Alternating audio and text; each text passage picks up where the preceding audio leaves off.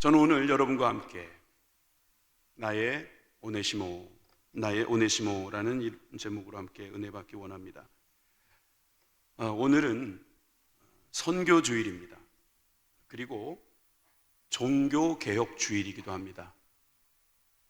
정확히 말하면 내일이 종교개혁일이고 505주년을 맞이하게 됩니다. 여러분, 이 종교개혁 505주년, 여기서 저는 이 개혁자라는 단어에 여러분들이 눈길을 주셨으면 좋겠어요. 저 개혁이라는 말은 한문으로는 가죽을 바꾼다 이런 뜻이 있어요. 가죽, 껍질을 바꾸는 거예요. 본질은 그대로 놔두고 겉에 있는 것을 재포장하는 거죠. 리폼이라는 말을 요즘 많이 쓰죠. 리포메이션, 저게 바로 개혁입니다. 세상에서도 많이 씁니다. 개혁하자. 제도나 기구 같은 것을 바꾸는 것을 가리켜 개혁이다 이렇게 합니다. 한번 눌러보세요. 그렇지. 그런데 교회에서는 껍질은 바꿀지라도 본질은 놔둬야 됩니다. 그러므로 이것은 이런 의미를 가지고 있죠. 본질은 그대로 놔두는 것입니다. 다시 말해서 허름해진 껍질 때문에 본질이 상하지 않도록 본질로 돌아가자 하는 것이 바로 리포메이션입니다. 이 리포메이션, 개혁을 위해서 만들어진 또 교회들이 있어요. 그것이 바로 개신교입니다. 개신교. 이 개신교도 고칠개자에 새롭게 한다는 뜻이 있어요. 그런데 이 마찬가지로 개혁을 찬성하고 개혁을 주도하면서 개혁을 앞장섰던 사람들에게 일어난 일입니다. 이 개신교는 그런 교회를 말하는 거예요. 그런데 이 영어로 보니까 프로테스트라는 단어를 쓰고 있어요. 개신, 프로테스트 전혀 연관관계가 없어요. 이 프로테스트라는 단어 영어인데 여러분 저항하다 이런 뜻이 있어요. 저항하는 겁니다. 그래서 잘못된 것에 저항함으로 말미암아 새롭게 만들자는 것이 개신교라고 할 수 있죠. 그래서 오늘은 개신교회의 생일입니다. 교회는 성령님이 오셨을 때 생일이 됐죠. 예수님의 생신도 있고요. 이렇게 처음 있었던 날은 우리가 그 본질, 그 중심에 들어있는 생각들을 해볼 필요가 있습니다.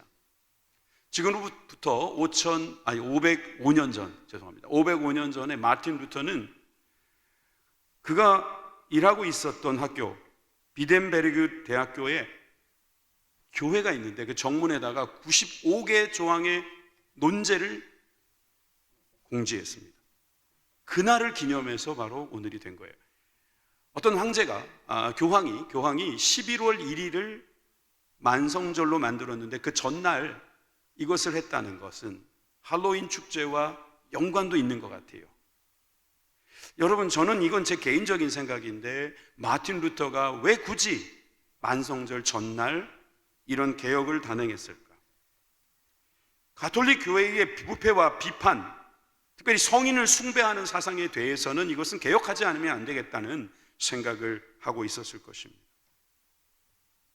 그러자 그 나라에서는 난리가 났습니다. 당시 신성 로마 제국의 황제였던 카를 5세가 그를 부르고 회의를 소집합니다. 보름스라는 지역에서 회의를 해서 불렀는데 안 올 줄 알았어요. 근데 마틴 루터가 온 거예요. 사람들은 죽는다. 거기 들어가면 죽는다.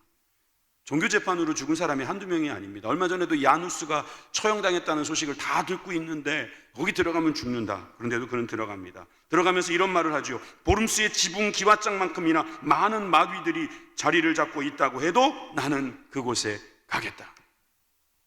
아까 오늘 성가대에서 내주는 강한 성이요, 이거 마틴 루터가 쓴 곡이거든요. 여러분, 우리가 어떤 개혁과 변혁을 단행하겠다라고 말할 때 목숨 거는 일들이 있는데 바로 마틴 루터가 그랬던 거죠. 회의가 진행되고 한 3일째 되는 날 황제 앞에서 그는 이렇게 담대하게 말합니다. 성서의 증거함과 명백한 이성에 비추어 나는 유죄가 증명되지 않는 이상 나는 교황과 공의 앞에 권위를 인정하지 않겠습니다. 사실 이 둘은 오류를 범하여 왔고 또 서로 엇갈린 주장을 펴왔습니다. 내 양심은 하나님의 말씀에 사로잡혀 있습니다. 나는 아무것도 초래할 수 없고 또 그럴 생각도 없습니다. 왜냐하면 양심에 반해서 행동하는 것은 안전하지도 못할 뿐만 아니라 현명하지도 않은 일이기 때문입니다. 하나님이여, 이 몸을 도우소서. 아멘. 그 마지막 변론한 것입니다. 그는 결국 많은 사람들의 도움을 받으면서 그 자리에 죽지는 않았지만 그는 종교개혁을 통해서 유럽 교회들을 새롭게 변혁하는 일에 앞장설 수 있었습니다. 그 당시에 가장 유행했던 말 중에 five solas라는 말이 있습니다. 5가지 오직, 이게 개신교의 정신이 됐죠. sola fide, sola gratia, sola scriptura, solus Christus, soli deo gloria. 이게 바로 오직 믿음, 오직 은혜, 오직 성령, 오직 그리스도, 오직 하나님께 영광이라고 하는 본질, 즉 우리가 성경을 통해서 배운, 예수님을 통해서 배운 이 본질을 우리가 추구하자는 거예요. 잘못된 형식이나 또 미신이나 또 어떤 타협이나 어떤 이권이나 기득권들 같은 것이 있는 것이 아니라 성경 말씀을 통해서 우리가 바로 가자라고 하는 저항이 그 안에 들어있던 겁니다. 여러분, 종교개혁은 저항을 통해서 이루어진 것입니다. 시대마다 저항하는 사람들이 나타나면서 잘못된 것들이 고쳐지기도 하고 또 그가 생각했던 일들이 이루어지기도 합니다. 좋게 말하면 개혁인데 나쁘게 말하면 그렇지 않죠. 오늘 저는 본문에서 오네시모라고 하는 한 사람을 발견했습니다. 그 사람도 저항하는 사람이었습니다. 그래서 저는 첫 번째로 저항하는 사람에 대해서, 이 오네시모에 대해서 함께 살펴볼까 합니다.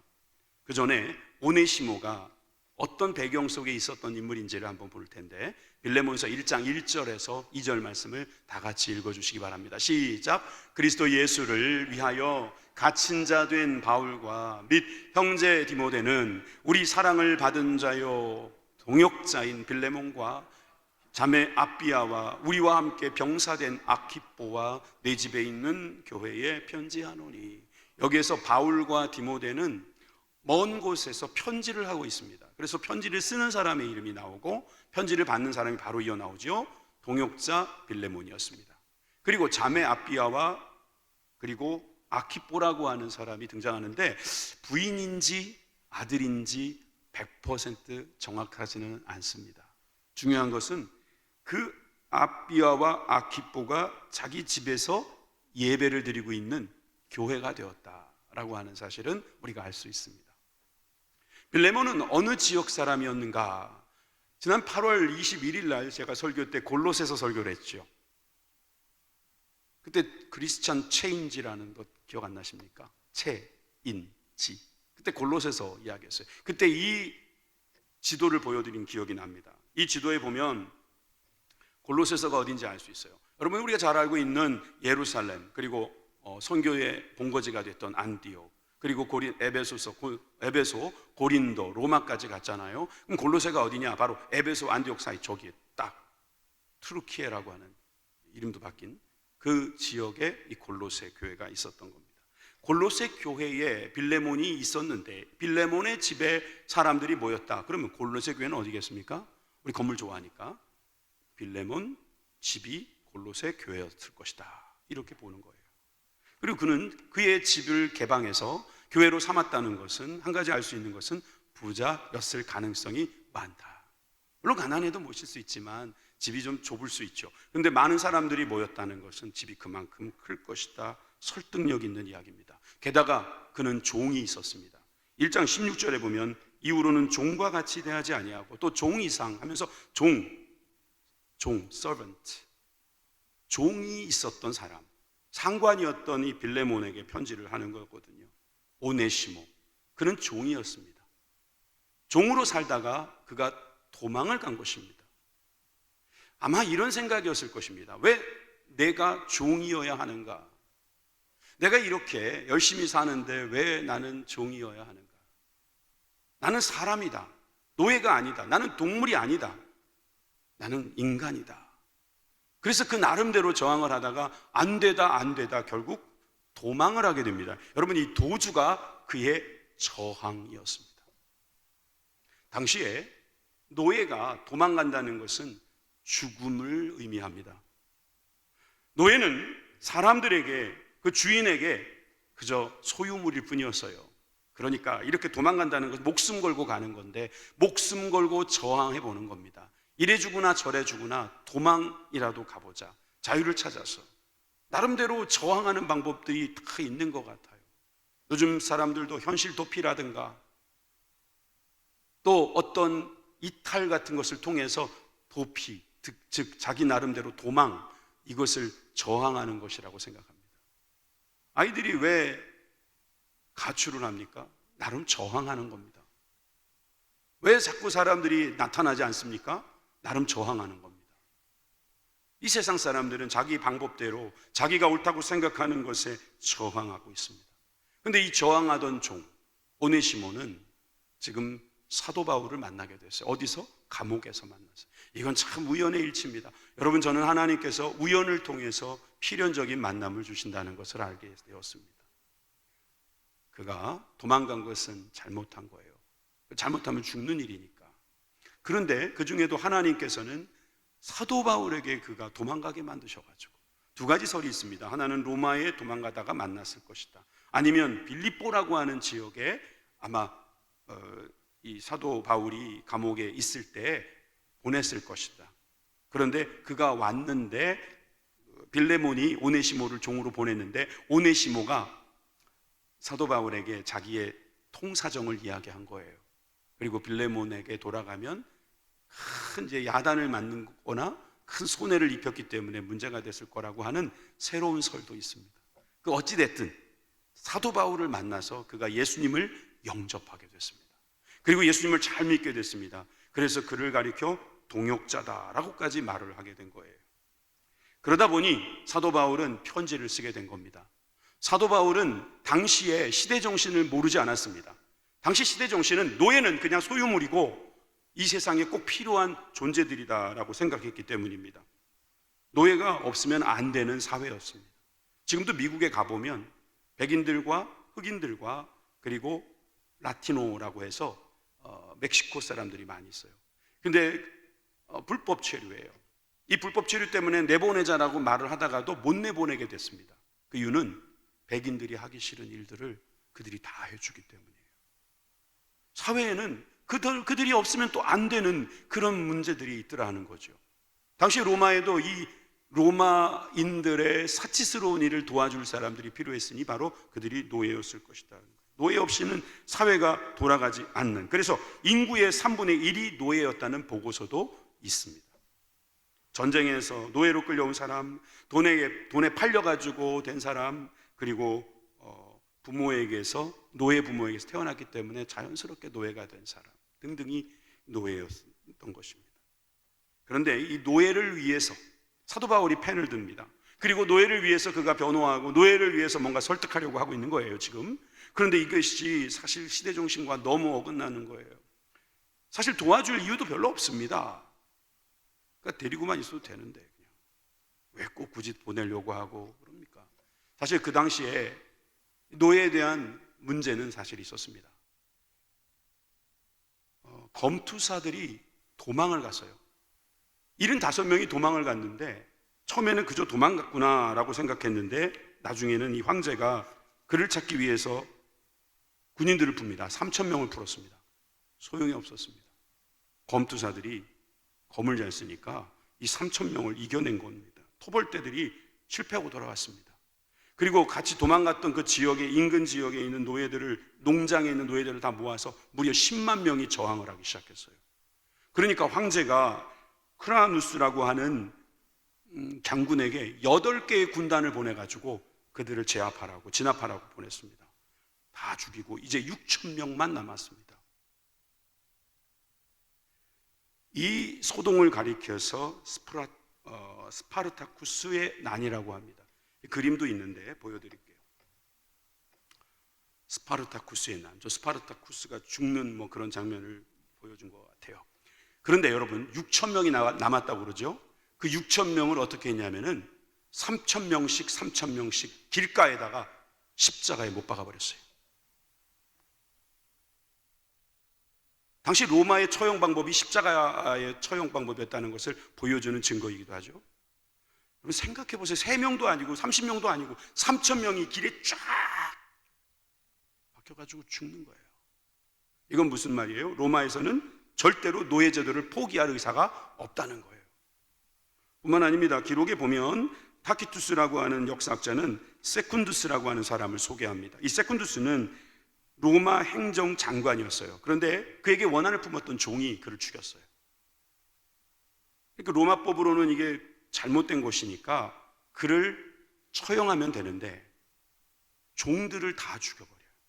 400명이나 되는 종을 죽인다고 하니까 이 로마 사회에서도 이게 큰 이슈가 돼서 막 데모를 하고 죄 없는 사람은 죽이지 말자 그랬는데 결국 그 당시에 황제였던 네로는 400명을 다 죽이라고 결정이 났어요. 그게 AD 61년경인데 사도 바울이 이 내용을 알았다면 이 노예인, 종인 오네시모를 위해서 굳이 이런 편지를 쓰는 것은 헛된 일이라고 생각할 수 있어요. 세상에는 이렇게 자기의 방법대로 저항하는 사람, 그리고 그 저항하는 사람들을 그저 바라보기만 해야 되는 사람들도 있다 하는 것을 알 수 있는 대목입니다. 그런데 여러분, 제가 두 번째로 보고 싶은 것은 바울은 저항합니다.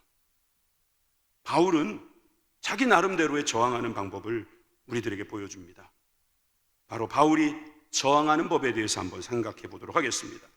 9절에서 10절에 보면 오네시모에 대해서 나오는데, 자, 우리 다 같이 한번 읽어볼까요? 시작.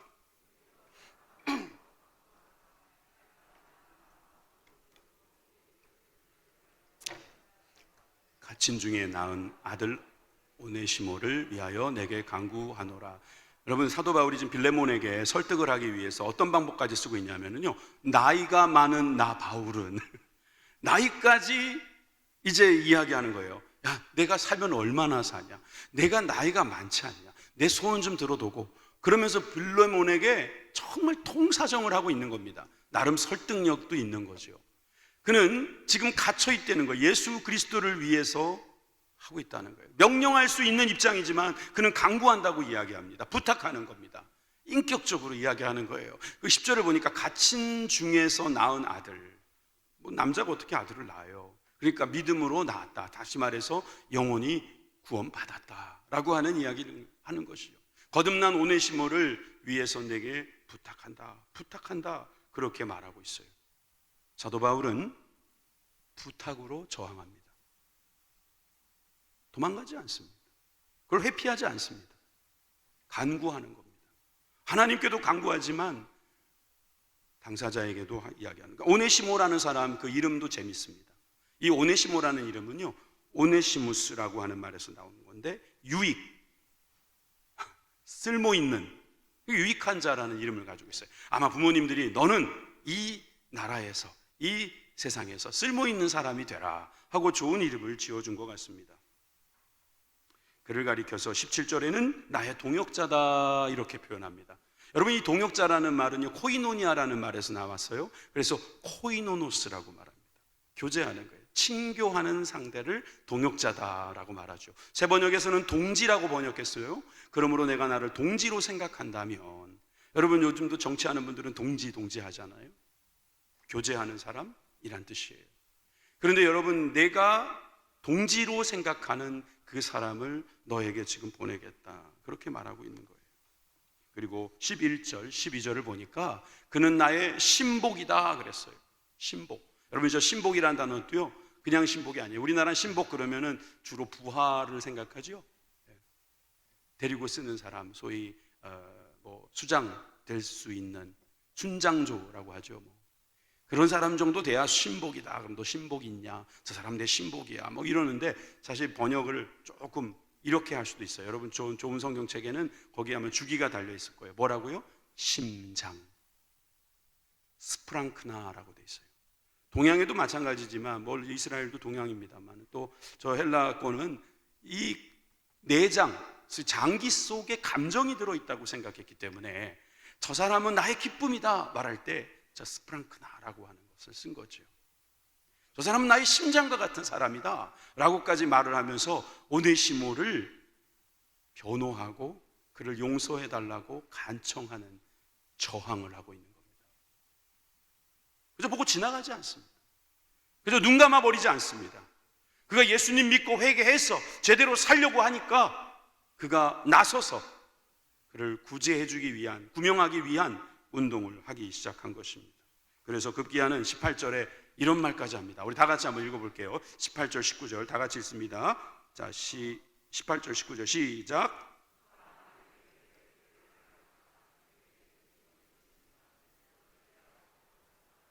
나 바울이 친필로 쓰노니 내가 갚으려니와 내가 이외에 내 자신이 내게 빚진 것은 내가 말하지 아니하노라. 조금 더 보여주세요. 네게, 아니 조금 더 보여달라고. 그거 아까 그거. 예, 그렇지. 네게 빚진 것이 있으면, 그러니까 분명히 오네시모가 무슨 빚을 진 거예요. 도망간 것도 빚이지요. 빚은 피해를 준 거니까. 그래서 그거를 내 앞으로 계산해 달라. 내가 갚으마. 그러면서 친필로 쓴다, 차용증 보낸다, 이런 뜻이죠. 그러니 내가 갚겠다 이런 말 하는데 그 다음에 뭐라고 썼는지 보셔요. 내가 이 이외에 다 내 자신이 내게 빚진 것은 내가 말하지 아니하노라. 웃으신 분들은 이해한 것 같고요. 아직 웃지 못하신 분들은 19절을 세 번역으로 보여드리죠. 세 번절 봅니다. 나 바울이 친필로 이것을 씁니다. 내가 이것을 갚아주겠습니다. 그대가 오늘의 내가 된 것이 나에게 빚진 것이라는 사실을 나는 굳이 말하지 않겠습니다. 뭐 말해놓고 말하지 않는다 그래? 너 나한테 빚졌잖아. 너 나한테 빚져가지고 내가 너 빚 안 받았잖아. 그거 생각해서라도 걔한테 받지 마. 뭐 말하자면 그런 이야기입니다. 이렇게까지 집요하게 지금 바울은 그를 설득하면서 저항하고 있는 겁니다. 에브라함 링컨이 노예 제도를 해방했다고요? 그보다 거의 2000 몇 년 전에 빌레몬이 했습니다. 빌레몬이. 바울이 시작했지만 결국 이게 정경에 들어왔다는 이야기는 뭐겠어요? 했다는 이야기거든요. 빌레몬이 오네시모를 이제 종에서부터 승격시켜서 형제요, 동역자로 만들어줬다는 것입니다. 바울의 저항은 바로 그거였어요. 그냥 넘어가지 않습니다. 그냥 눈 감아버리지 않습니다.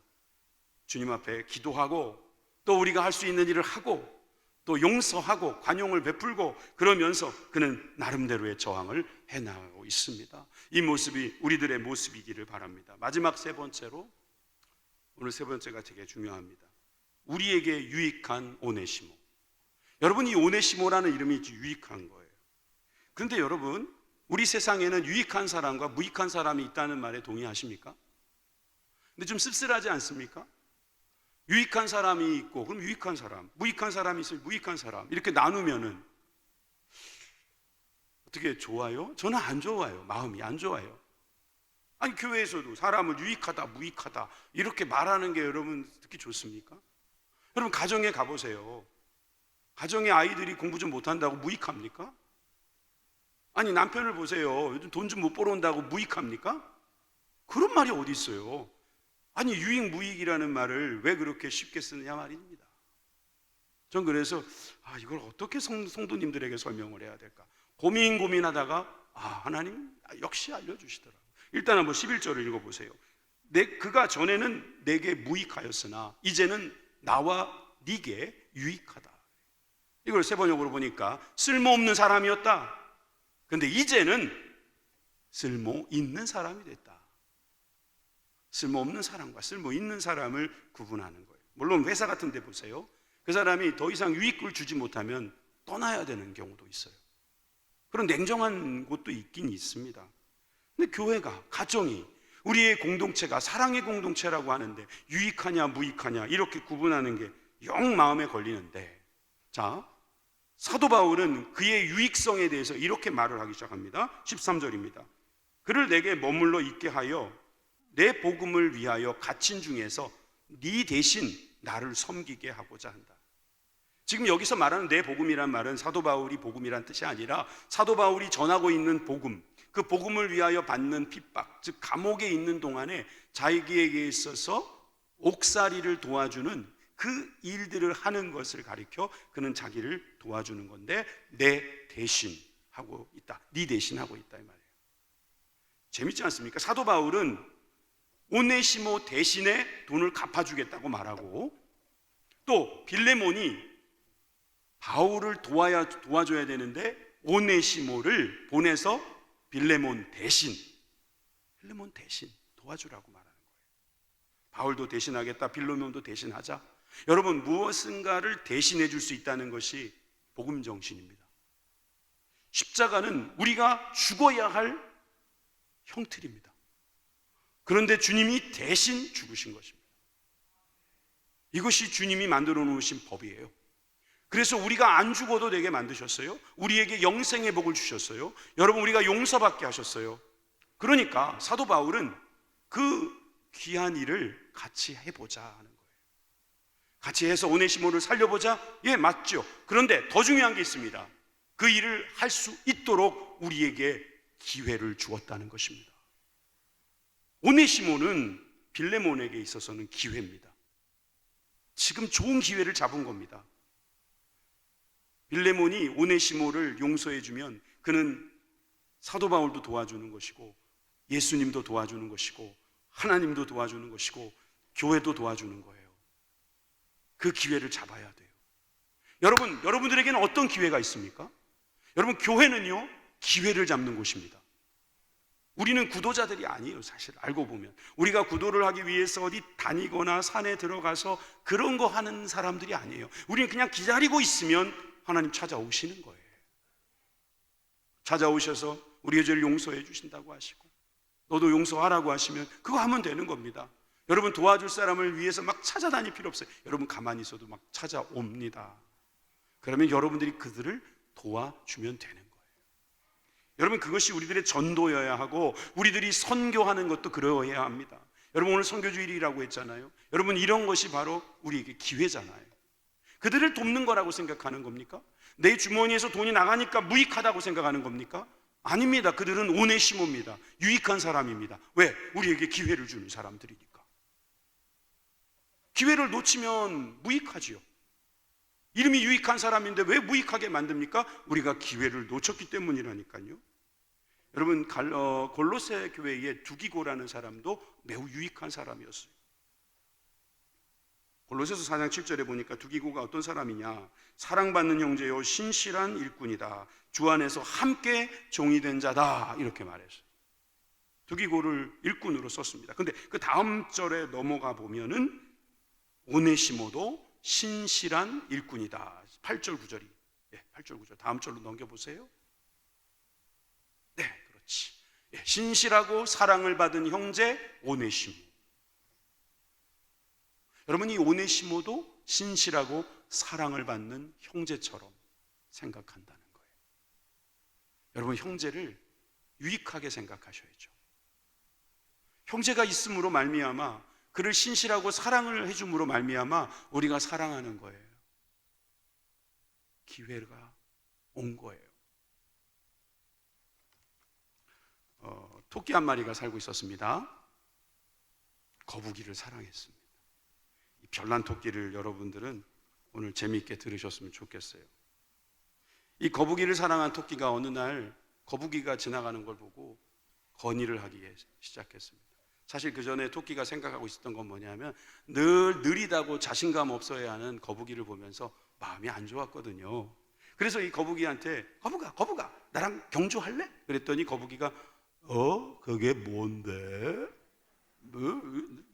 거북이 같습니까? 근데 거북이가 그 얘기를 듣고 하기 싫었는데, 토끼가 평상시에 너무 잘해줬기 때문에 그래 하자, 한번 해보자, 언제 출발하면 돼? 그러다가 이제 그래 출발해가지고 갑니다. 근데 토끼는 자기가 빠르다는 걸 알고 있잖아요. 굳이 거북이 앞에서 자기가 빠르지 않다라는 쇼를 할 필요는 없다고 생각한 거예요. 그래서 열심히 뛰었습니다, 나름대로. 그리고 꼬린 지점에 앞에 가가지고 야 그래 자존심 좀 세워주자. 그리고 자기는 거기서 자는 척을 하고 있는 거예요. 그러면 지가 지나가다가, 거북이가 지나가다가 야 토끼야 나 여기 왔어, 우리 같이 들어가자, 이럴 줄 알았는데 이 거북이는 그냥 쏙 들어가 버린 거예요. 그래서 사람들은 거북이는 성실하고 근면하고 꾸준한 동물로 인정받기 시작했고, 토끼는 얍삭 바르고 게으르고 형편없는 아이가 돼버린 것입니다.